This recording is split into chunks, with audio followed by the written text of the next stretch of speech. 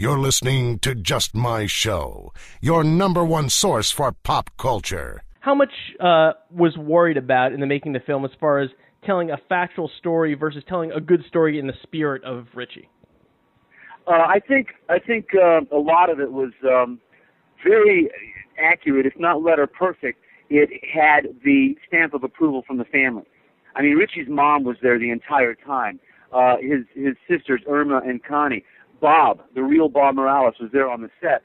So anytime there was license taken and said, saying, okay, we're going to put sort of these two facts together and, these two concerts or, this event we're going to, truncate, they were able to say, okay, yeah, it still gets the point across and it's close enough, because ultimately, like Luis Valdez said many times, we weren't making a documentary, we were making a movie. We were telling a story, and the filmmakers had to have a little bit of leeway to fit it into 2 hours and to make it compelling, to hit the dramatic notes and to shape it, in a way that narrative film is.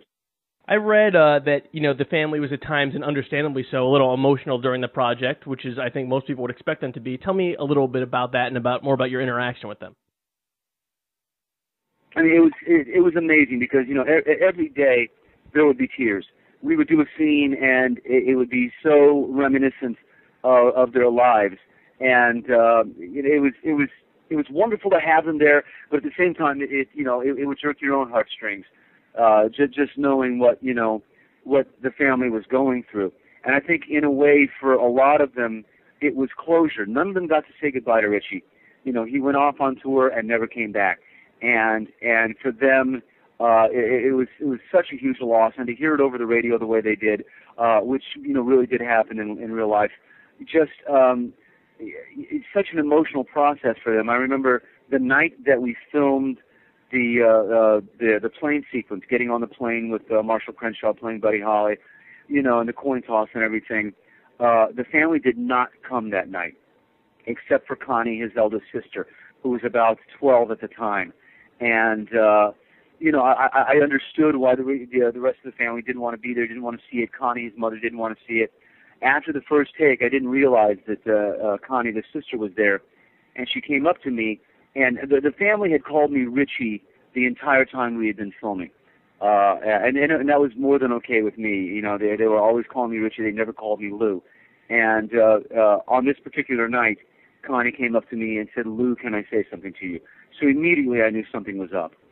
And I said, yeah, Connie, what is it? And I could see that she was already very emotional and trying her best to keep it together.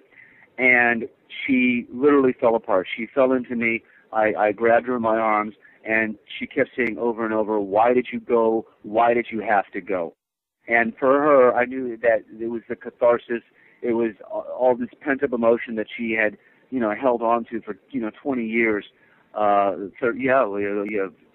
years, 30 years almost, and having lost her brother. And that was the moment where she could, finally release it and finally let it go.